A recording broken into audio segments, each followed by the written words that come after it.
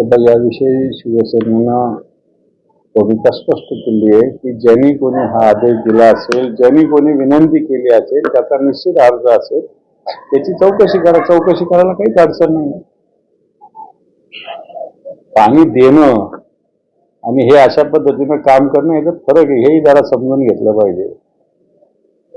कारण प्रबोधनकार यांच्या संस्कारातून आपण चालतो. त्यांनी अशा बुवाबाजीवर, कर्मकांडावर सातत्यानं प्रहार केलेले आणि ठाकरे त्याच्यातले नाही, एवढं तुम्हाला 100% सांगतो. राष्ट्रवादी काँग्रेस पक्षाच्या सर्व महत्त्वाच्या नेत्यांकडून रुपाली चाकरकर यांचा महिला पदाधिकाऱ्यांचा राजीनामा घेण्यासंदर्भात एकमत झाल्याची माहिती. इतकं सगळं होत असताना अजून त्यांना मत ठरवावं लागतं, पक्षाच्या अध्यक्षांना निर्णय घेतात नाही, याच्यातच सगळ्या गोष्टी सामावलेल्या असं मला वाटतं. अशा व्यक्तींना कोणत्याही संवैधानिक काय, वैधानिक काय, असंवैधानिक काय कोणत्या पदावर राहण्याचा अधिकार नसतो. नरसाली झिरवाळाचा एक व्हिडिओ व्हायरल झाला, तर त्याच्यावरून राज्यभरात संताप व्यक्त केला जातो. खरं तर हॉरिबल व्हिडिओ येतो. ती जी व्यक्ती आहे ती ट्रान्सजेंडर व्यक्ती आहे. मलाही विरोधी पक्षनेता असताना मलाही अनेक वेळेस भेटलेली व्यक्ती आहे. आणि आता बोलावं काय अशा विषयावर. नरहरी झिरवाळांसारखा ज्येष्ठ माणूस, चांगला माणूस आहे म्हणता येईल, असं काही वाईट माणूस आहे नरहरी झिरवाळ असं मी म्हणणार नाही, पण तो अशा जाळ्यात कसा अडकला हा एक प्रश्न माझ्याही मनात आहे. आणि आता योग्य ती चौकशी होईल. सुनेत्रा पवार यांनी निवडणूक आयोगाला एक पत्र दिले आणि 28 जानेवारीनंतर झालेला पक्षाचा कुठलाही पत्रव्यवहार रद्द ठरवून जे कानावर आलेलं आहे की मधल्या काळात कार्याध्यक्षांना सर्वाधिकार देण्यात आलेले, अशा पद्धतीने प्रफुल्ल पटेल जे राष्ट्रवादी कार्याध्यक्ष यांनी पत्रव्यवहार निवडणूक आयोगाशी केल्याचं कानावर आलेलं आहे. आणि वाटतं त्याचमुळं सुनेत्रा वहिनीने अशा पद्धतीने पत्र दिलं असावं असं मला तरी वाटतं. शिंदेगडाने सातारा पोलीस अधीक्षक यांच्या निलंबनाची मागणी केली. गोरेंनी त्याच्या आदेशही दिले, मात्र राम शिंदेने त्यांना स्थगित दिली आणि तो सातारा पोलीस अधीक्षक कामावरून झाले नाही. अशा पद्धतीनं आदेश जरी दिले तरी मला असं वाटतं IPS अधिकारी आहे.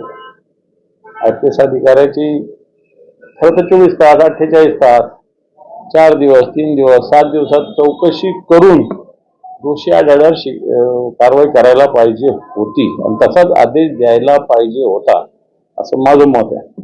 तसा आदेश न दिल्यामुळं असं काही अधिकाऱ्याला लगेच सांगितलं तर निलंबन होऊ शकत नाही, झालं पण नाही पाहिजे.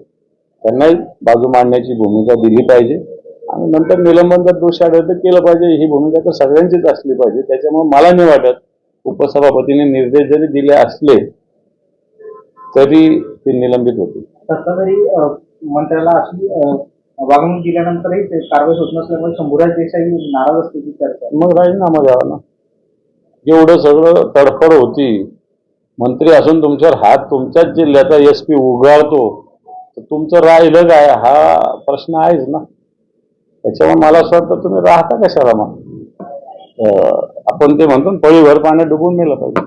अशोक खरात यांच्या प्रकरणावरती बोलताना जितेंद्र आव्हाड म्हणाले की सत्ताधारी पक्षाच्या 38 आमदारांनी धोंडू खरातकडे जाऊन करंगळ्या टाकल्या. खरं तर या अशोक खरातला जिवंत राहण्याची व्यवस्था सरकारने केली पाहिजे, कारण की एन्काउंटर होण्याची शक्यता वर्तवली जाते. तर त्यात सत्य वाटतं. खरं आहे ना, कारण एवढे जे रोजचे कारनामे, रोजचे जे व्हिडिओ येतात ते कधी बघितले तर मला असं वाटतं एकतर पिळसवाने व्हिडिओ आहे ना, असे व्हिडिओ आणखी बाहेर येऊ नये म्हणून ज्याचे असतील ते लोक सगळे मिळून न जाणो. अशोक खरातलाच जी भीती काही जण व्यक्त करतात तसं होऊ शकतं. तुमच्या शिवसेनेतील अंतर्गत प्रवाहावर आल्याची माहिती आहे. उद्धव ठाकरे आणि खासदार यांच्या झालेल्या बैठकीत चक्रवर्ती भडकल्या आणि राऊतांनी राज्यसभेसाठी पवारांचं नाव का सुचवलं हा सवाल त्यांनी सूत्राची असे सूत्रभित्र काही नव्हते तिथं. खासदारांची बैठक झालेली आहे. नियमित पार्लमेंटचं अधिवेशन चालू असताना बैठक होत असते. तशी बैठक माननीय उद्धव ठाकरे साहेबांनी केलेली आहे. असं कोणतंही अशा पद्धतीने ज्या बातम्या अफवा मीडियाच्या मार्फत येतात या 7 चुकीच्या खोट्या आहे. मुंबई जमीन काही व्यवहार प्रकरणी खासदार पार्थ पवार यांना क्लीन चिट दिली. अधिवेशनाच्या शेवटच्या दिवशी चौकशी अहवाल देण्यात आला. खरं तर पहिल्या दिवशीपासून त्यांना अशा पद्धतीनं क्लीन चिट देण्याचा प्रयत्न चालू आहे. लक्षात येतं 99% ज्याचा त्याच्यात पार्टनरशिप आहे तो व्यक्ती आरोपी होत नाही, 1% आरोपी होतो. त्याच्यातच सगळं आलं होतं. सरकार तर पाच पवाराला वाचवतं हे क्लिअर आहे. कोणीतरी कोर्टात जाईल नाही तर आम्ही कोर्टात जाऊ, या प्रकरणात दाद मागू. हा ते बोलणं आम्ही नाही म्हणत आहे.